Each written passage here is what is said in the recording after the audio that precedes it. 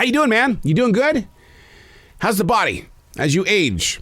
I hear a lot of this lately. Oh, ouch, and ooh. A lot of people. Doesn't matter what your age is. I'm hearing a lot of people. People's legs are aching. Their arms hurt. Their lower back right here in the lumbar section. I'm listening to people say their feet are just unbelievably heated up with pain. I'm hearing a lot of people in pain.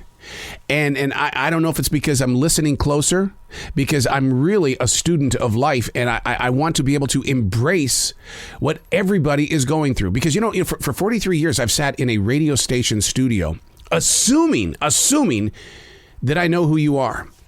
But in September of 2020, right smack dab in the middle of that pandemic, when everybody else was running away, I'm going into the storm. I got to go in. Why do you have to go work at a grocery store? I'm just feeling it in my heart. I got to go. In fact, this is probably might upset many of you. I prayed a lot. I did a lot of questioning of where was the presence of God. And God said, I'm here. Where are you? And at that point in time, I said, you need to put me somewhere where the people are. I was thinking he was going to put me in a church or something. And what he did, he put me in the church, because church means community. Community means grocery store. And you guys are so funny. Oh, my God. You come to my lane, we're going to have a party. We're going to... because you are... you are the reason why I tune into that radio station. The grocery store. Hey, it's Harold. This is The Daily Mess, a chronological walk through an everyday world. I am a daily writer. I am a student of life. And I do document a lot of stuff. And I don't know who it's for. I just know that I was called to do it in July of 1994, and I've done it every single day. And I do, at the age of 60, look at a lot of people and wonder, okay, which one of you is getting this? When I pass, it's not going to be burned up. It's not going to be, thrown into the trash. I know somebody's going to end up with it. And I was talking to my sister last night, and I said, please do me a favor. Make sure it gets in the right hands, because there's a lot of stuff within this writing that wasn't meant for me, that it was meant for somebody that would pick it up one day. Dear future reader, this is The Daily Mess. The steps we take, not once, but daily, hourly, and even occasionally. Writing is a documentation of movement. Mental growth as a creative can't be a pool of water without an outlet. Placing limitations on the distribution of process has every reason to stunt your personal growth as a creative spirit. Steps. We've seen baby steps. We've seen out-of-control leaps. A learning tool. The how-to book of accepting one's art and ability. Only to openly admit that it's been more of a dodgeball game than a race to reach a purpose. Steps. Frontwards, backwards, to the side. In all ways, the creative wanderer must find a place to pour his or her sweat.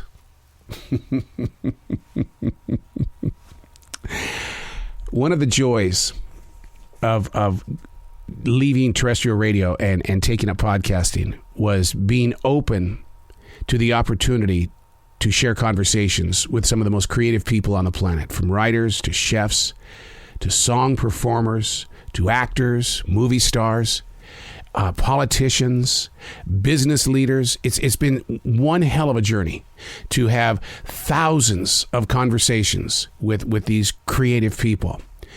And it always makes me laugh like a child when we talk about the steps, baby steps, out of control leaps, to the front, to the side.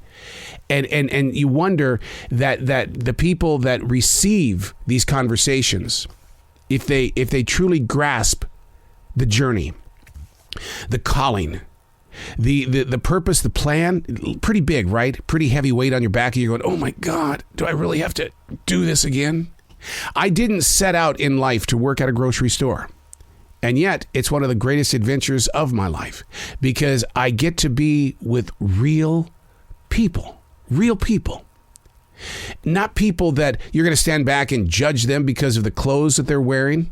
I've seen some fancy clothes. The summer of 2022. Oh my God. We're trying to get a fashion show going on here. But oh my God. I just think that people are more daring today than they've ever been, because I mean, you've seen like the BET Awards and all these different awards programs where people are wearing a lot of see-through clothes, and it leaves nothing to the imagination. It really doesn't. And you go, wow. And in fact, I talked with a fashion expert not even 2 months ago. And I said, I'm really embarrassed because as a man, I'm afraid to look. And I said, the only thing I want to do is see those two eyes. That's the only thing. And the fashion designer told me this. Why would you do that? They want you to look. Wow. I don't know. It's a different world. I love the beauty that people are putting into their clothes. I love the smiles. The sunglasses are out because of the summer. The shoes. Oh my God. I meet so many people that don't have the same pair of shoes for any day of the week. They just every day it's a new pair of shoes. In the conversations, the fashion in the conversation. Because of COVID, a lot of people are moving to my part of the country, which is in the Southeast, Charlotte, North Carolina. A lot of people from up north, people from Texas, California. They had to escape the areas that they were living in because the taxes and the cost of living are just astronomically out of control. And they've moved here. So that means the culture is changing. And so why not be a daily writer and document what it was like back in July of 1994 versus what life is like in July of 2022?